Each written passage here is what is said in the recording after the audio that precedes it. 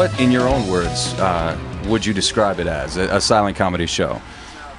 I really would say it is basically like a whiskey-fueled tent revival.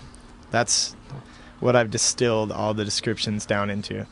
I would tell people that it's an experience, and even if they don't like the style of music that we play, if they respond to people being passionate and energy and rowdy kind of good times, they'll have a good time. Even if they're not huge fans of the music, they'll probably have a good time.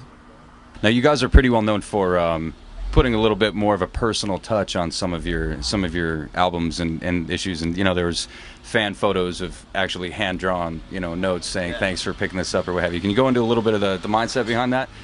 We've been extremely DIY since the band started, and it extends into every portion. I like to be involved in every aspect of everything that we do, and my brother and I go so far as you will often handwrite the fonts that we use on the records because we can't find the right font, and it extends also to part of the joy of doing music and traveling and touring is getting to meet people and developing. We like to think of it as we're not just citizens of like one town, we're like citizens of all these towns, and we have a group of friends in each town, we have our favorite bars, we have our favorite restaurants, and it makes for a pretty rich life. And so keeping connected personally with everyone that we meet is really, really important to us.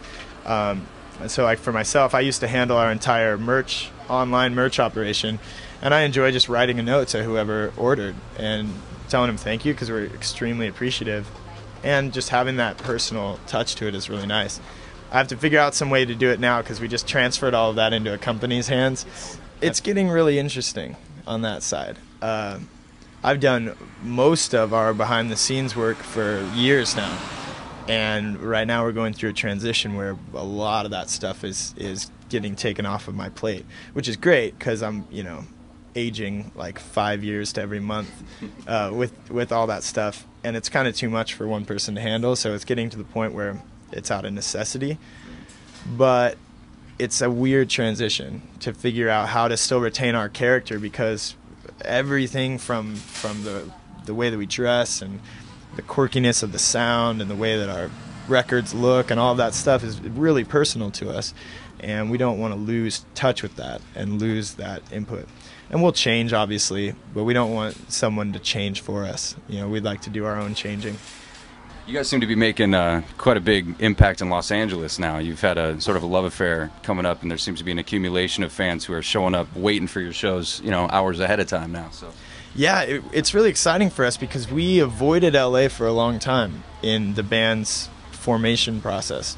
We just skipped past it on tours because it's kind of an intimidating town, and it's hard to find your niche and find the right places to play and the right people to enjoy it.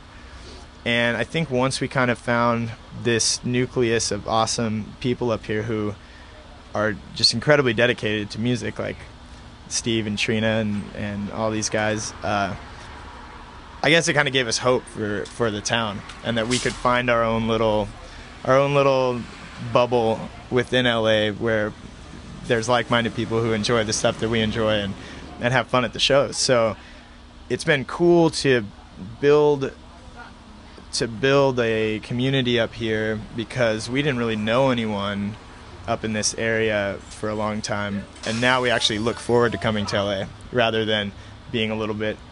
It's a little bit of an intimidating town, especially for a band who doesn't fit into a genre real tidily. Your songwriting tends to stem. It looks like there's a lot of collaboration between you and your brother, and when it comes down to coming up with the lyrics or coming up with the melodies, it seems like there's a lot of trade-off, especially on the past two songs. Yeah. I'm curious to know the methods with how that comes to be. Yeah, it depends on, for certain songs it's just practical. It has to do with our ranges. Our voices are really similar, but his range is higher than mine. So I've written songs before that I just have him sing because I can't hit it, I can't pull it off. But sometimes it just comes creatively. With Company Town, we're starting to incorporate more 3-part harmonies, and that was kind of a creative thing where we tried a lot of different stuff in practice of how to work it out, and it ended up being best to just trade off on that portion. And we are super collaborative. Generally, though, one of us will bring some kind of a song idea. When I come to him, it's normally I have the lyrics and melody, and I'll sing the song to him, and he'll build the music around it. Because he's a much better musician than I am, and so that's normally how my songs happen. And he'll normally come with a fully formed song, and then I'll kind of jump in on input for usually lyrical input on things to change, and then we'll bring it to the band once the two of us have brought it, kind of grown it to a certain point.